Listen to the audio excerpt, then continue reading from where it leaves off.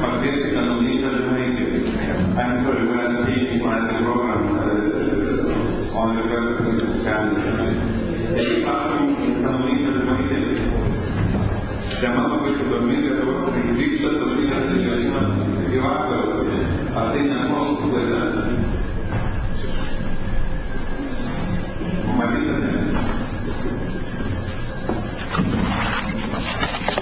Ekscelencijos, garbioji auditorija, perskaitęs pranešimų pavadinimus iš tikrųjų pagalvojau, ar iš tikrai mano pranešimas neiškrenta iš viso konteksto, bet kalbėsiu tuo, kuo tikrai labai tikiu.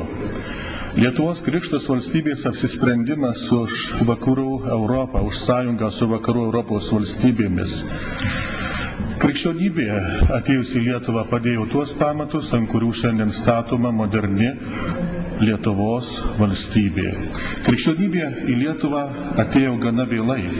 Kai kurios kitos Europos tautos krikštijosi pirmojo tūkstantmečio pabaigoje, 9 amžiuje Danija, Švedija, Lenkija 966, Kijevo Rusia 988 metais.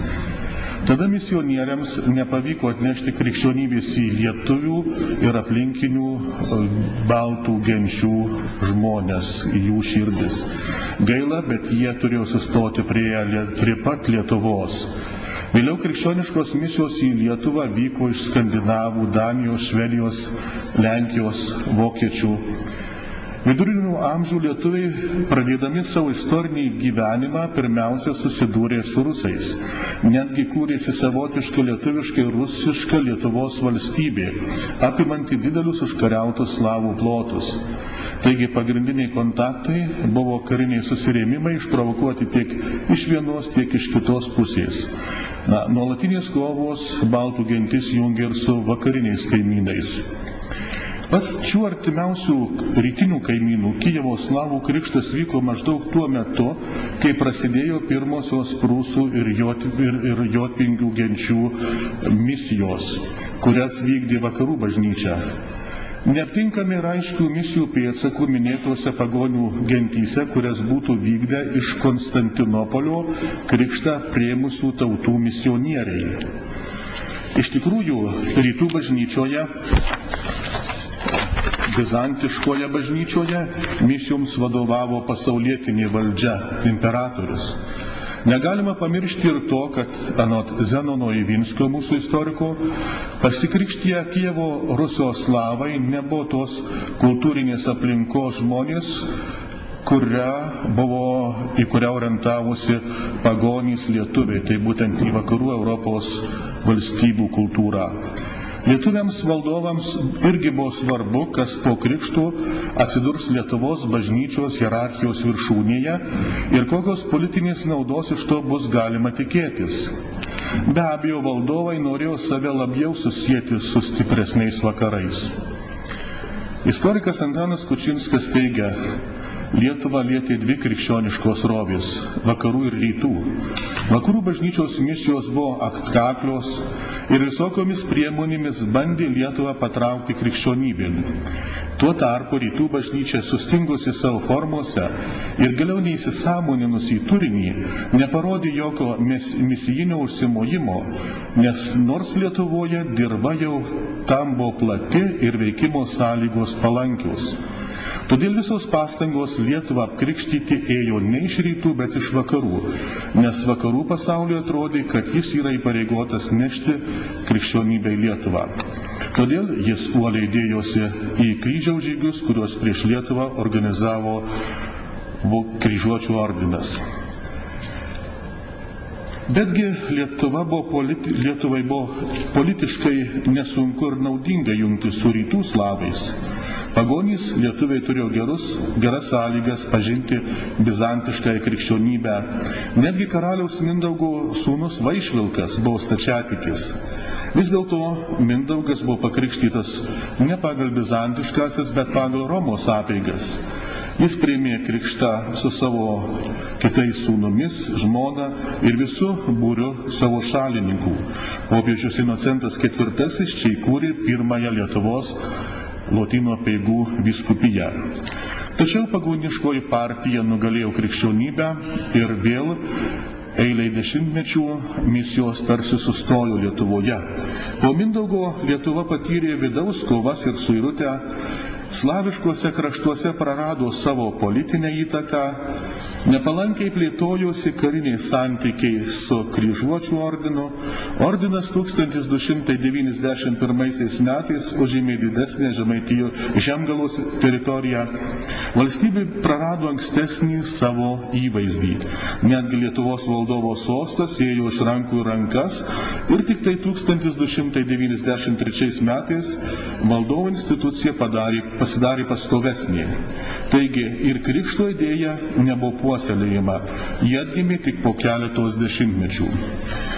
Bizantijos patriarchui, tai yra Graikų apeigų bažnyčios aukščiausiam vadovui, pripažinus Lietuvą krikščionišką šalimi, karo su kryžiuočiais eiga nebūtų pasikeitusi. Taip mąstė daugelis tuo metu Lietuvos valdovų. Taigi ir Vytenis, Gediminas, Kęstutis be abejo mąstė apie Lietuvos orientaciją tarp rytų ir vakarų. Jau 1298 metais Lietuvos valdovų sudaryta sutartis su Rygos arkivyskupu garantavo draugiškus lietuvių ir vakarų krikščionių santykius. Po šios sutarties iš Rygos atvykę pranciškonai ir domininkonai laisvai vykdė savo misijas Lietuvoje. Jau Lietuvą pradėjus valdyti Vyteniui, sustiprėjo kryžiuočių puolimai ne tik į Žemaitiją, bet ir į jų kronikose vadinamas karaliaus žemes. Vėliau tolerantiškos Gediminas pradėjo valdyti, jo vaikai tapo krikščionimis, nors Gediminas ir mirė pagonimi, jo vaikai krikštijosi tiek stačiatikių, tiek lotynų krikštu, ypatingai sudarydami krikščioniškas santuokas. Algirdas 1318 metais pagonis vedė Vitebsko kunigaikštytę, stačiatikę Mariją, ir po jos tėvo mirties 1320 metais paveldėjo Vitebsko kunigaikštystę. Taigi Algirdas valdė nemažą krikščionių stačiatikių kraštą.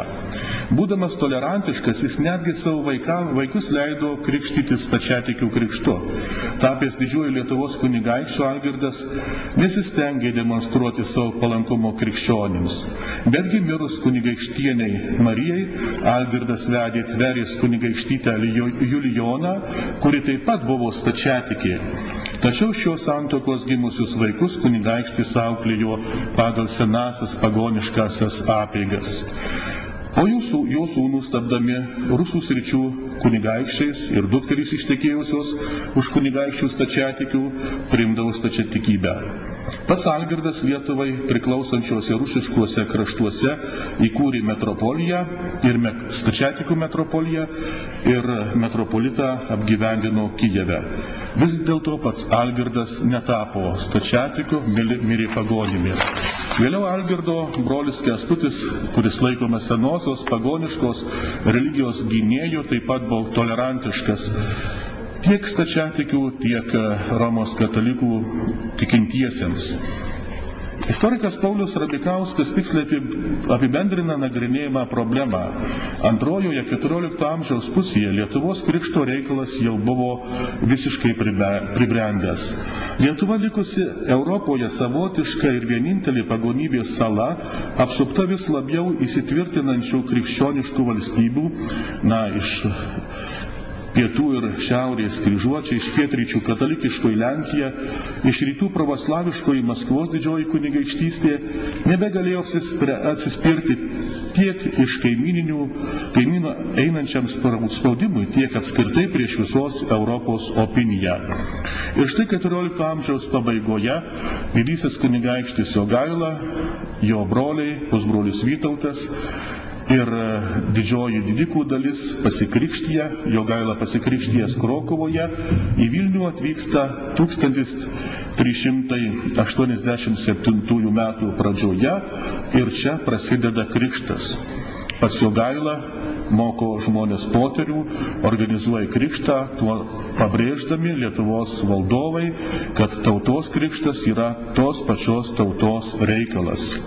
Pakrikštijus Lietuvą Jogailos iniciatyva buvo įsteigtos Pirmosios parapijos Medininkų, Maišiagalos, Nemenčinės, Ukmergės, Krėvos, Obolčių, Hainos, vėliau Bistricos, Merkinės, Švento Jono Vilniuje, Lydos ir Ašmenos. Vytautas taip pat aktyviai dalyvavo Lietuvos kristianizacijoje, jo dėka buvo įsteigtos Senųjų Trakų, Naujųjų Trakų, Daugų, Dubingių, Gardino, Kauno, Švenčionių ir Valkavisko parapijos. Labai svarbus buvo ir du karaliaus Jogailos aktai. Jie katalikybei suteikė valstybinės religijos arba tiksliau katalikybę paskelbė oficialiąją lietuvių religiją. Po krikšto,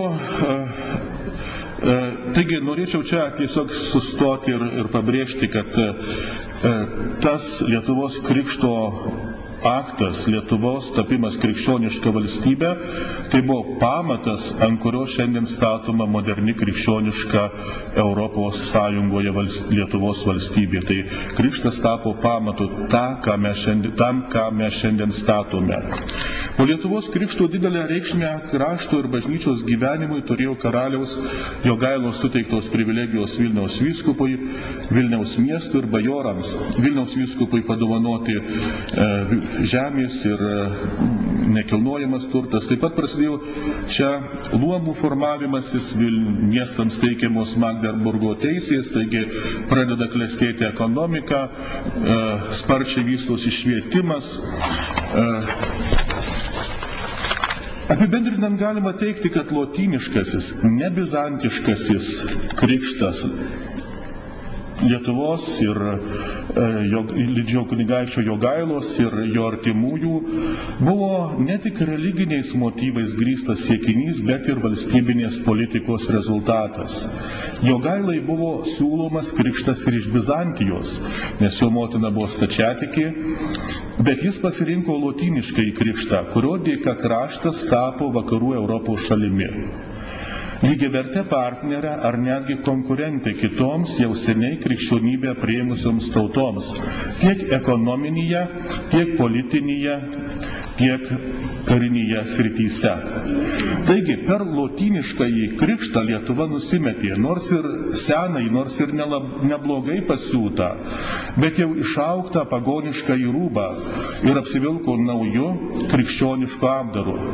Lietuva, stodama į Europos Sąjungą, už ką mes balsavome, pasinaudojo anuo kunigaikščių Jogailos, Vytauto ir kitų valdovų kadaise padėtų pamatu. Ir šiandien kyla klausimas, ir šios konferencijos klausimas, ar išsaugosime tapatumą Europos Sąjungoje. Be abejo, tai šiek tiek neramu. Buvusioje Sovietų Sąjungoje, į kurią mes iš tikrųjų nestojome, nebalsavome už ją, bet buvome prievarta įjungti, išlikome savimi, nes priešinomės prievartai. Naujojoje sąjungoje, į kurią stojame laisvai, išliksime tuo, kuo esame, tik tai išsaugodami savo krikščioniškąsias vertybės ir išmokę gyventi laisvai. Šitą dalyką aš noriu pabrėžti. Išmokę gyventi laisvai. Nes šiandien laisvė suvokiama be atsakomybės. Išmokę gyventi laisvai, turėdami atsakomybę prieš Dievą, prieš tautą ir prieš save. Taigi tie dalykai mums laiduos ateitį, kad Europos Sąjungoje išliksime tuo, kuo esame. Ačiū už dėmesį.